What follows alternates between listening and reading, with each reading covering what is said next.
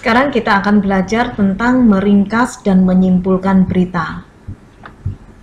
Di dalam pembelajaran kali ini, tujuan pembelajaran kita adalah yang pertama, meringkas pokok-pokok isi berita, dan yang kedua, menyimpulkan pokok-pokok isi berita.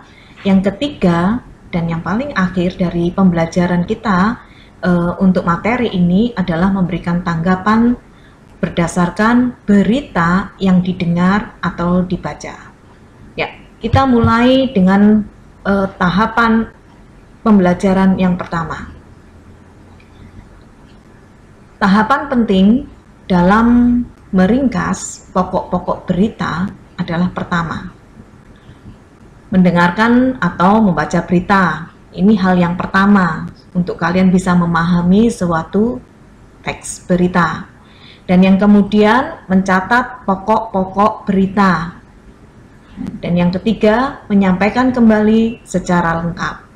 Nah, hal yang kedua itu yang patut kita perhatikan.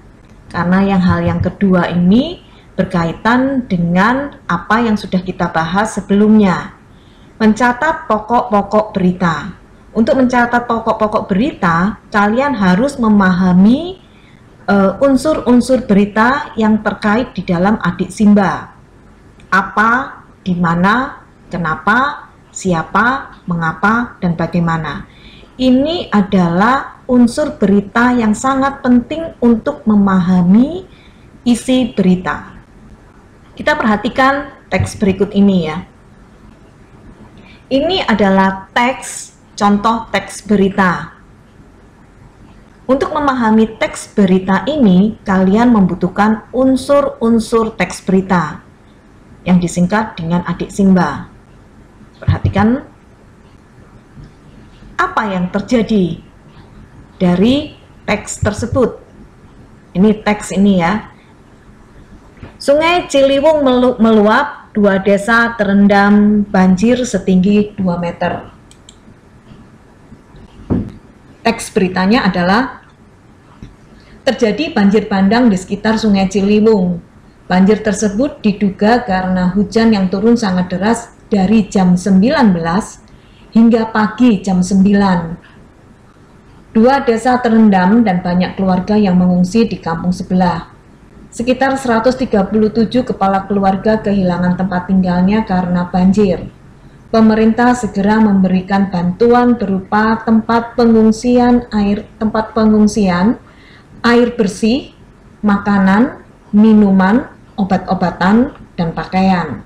Sebelumnya juga pernah terjadi banjir di desa ini sekitar 2 tahun yang lalu, tetapi banjir tahun ini lebih besar dibandingkan dengan tahun kemarin. Salah satu penyebabnya juga diduga karena kebiasaan masyarakat sekitar yang membuang sampah sembarangan di Sungai Ciliwung sehingga terjadi banjir ketika musim hujan.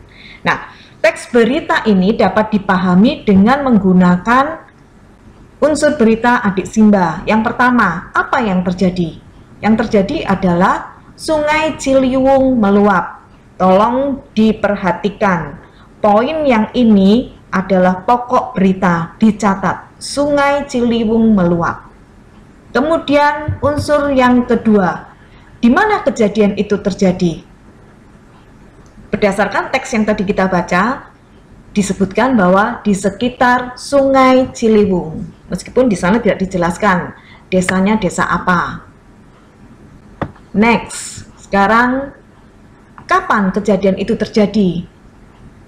Di dalam teks berita itu yang kalian sudah baca tadi, tidak dituliskan kapan kejadian itu terjadi. Entah hari Senin, Selasa, Rabu, atau hanya jamnya saja, tapi tidak tahu kapan itu terjadi. Siapa yang menjadi korban dalam kejadian tersebut? Yang menjadi korban dijelaskan di dalam teks tadi, sekitar 137 kepala keluarga kehilangan tempat tinggalnya karena banjir. Next. Nah, siapa yang memberikan bantuan bagi korban tersebut?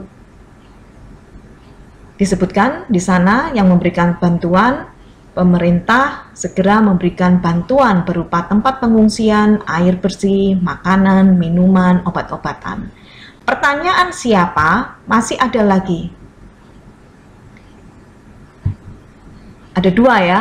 Yang pertama, siapa yang menjadi korban, siapa yang memberi bantuan. Kemudian unsur adik Simba berikutnya, mengapa? Mengapa hal itu terjadi? Ada dua jawaban. Pertama, karena hujan yang turun sangat deras, dan yang kedua, karena kebiasaan masyarakat sekitar yang membuang sampah sembarangan di Sungai Ciliwung. Nah, pokok-pokok tadi kalian bisa rangkum, ditulis. Ini adalah pokok-pokok rangkuman. Yang pertama, Sungai Ciliwung meluap. Kemudian di mana? Di sekitar Sungai Ciliwung. Kapan? Tidak dituliskan dengan tepat. Kalau memang tidak ditemukan, jangan mengada-ada dari teks berita tersebut, karena ini tujuannya adalah kalian memahami teks berita. Kemudian siapa yang menjadi korban? 137 kepala keluarga. Siapa yang memberi pertolongan? Pemerintah. Mengapa hal itu terjadi? Nah, dijelaskan di poin selanjutnya, karena hujan yang turun sangat deras. Dan yang berikutnya, karena kebiasaan masyarakat. Nah, pokok-pokok ini bukan rangkuman. Akan menjadi rangkuman jika pokok-pokok ini kalian gabung menjadi satu, menjadi kalimat yang baik, kalimat yang sesuai dengan isi teks berita. Perhatikan berikut ini. Saya sudah coba. Nah, ini adalah hasil ringkasan dari pokok-pokok rangkuman yang sudah dibuat. Perhatikan. Pokok yang pertama, Sungai Ciliwung meluap. Di sekitar Sungai Ciliwung, sekitar 137. Kemudian ini alasannya kenapa hal itu terjadi. Nah, hasil ringkasannya dari teks yang begitu besar tadi, hasil ringkasannya, sungai di sekitar Ciliwung, atau ya, sungai di sekitar Ciliwung meluap, atau di sekitar Sungai Ciliwung meluap. Maaf, ini saya revisi ya. Sungai, di sekitar Sungai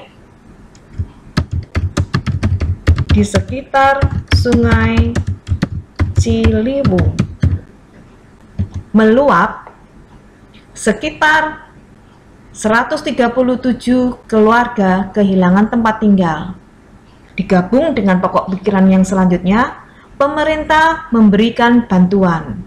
Kemudian digabung lagi, penyebab banjir karena hujan sangat deras dan banyak masyarakat yang membuang sampah seenaknya. Nah, inilah yang disebut dengan ringkasan. Ada unsur adik Simba di sana. Meskipun adik Simbanya tidak lengkap. Nanti kita akan tanggapan. Ada di dalam pembahasan tanggapan. Apakah berita yang kita baca tadi sudah sesuai dengan kaidah penulisan teks berita atau tidak? Kita perhatikan berikutnya pembahasan. Nah, sekarang kesimpulannya tadi ini ringkasannya. Kesimpulannya berarti inti dari ringkasan yang sudah kalian buat. Nah, kesimpulannya adalah sungai di sekitar Ciliwung meluap, sebanyak 137 keluarga kehilangan rumah. Pemerintah sudah memberikan bantuan. Penyebab banjir akibat terlalu deras dan ketidakdisiplinan masyarakat membuang sampah. Oh sorry, tulisannya salah ya. Membuang sampah, bukan membaung. Oke. Nah, sudah dipahami ya. Yang namanya kesimpulan berbeda dengan ringkasan. Ringkasan dibuat berdasarkan pokok-pokok pikiran, pokok-pokok berita. Pokok-pokok berita ditemukan dari mana? Dari unsur-unsur berita. Sejauh ini dipahami ya, sebelum kita masuk ke dalam bagian memberikan tanggapan. Nah,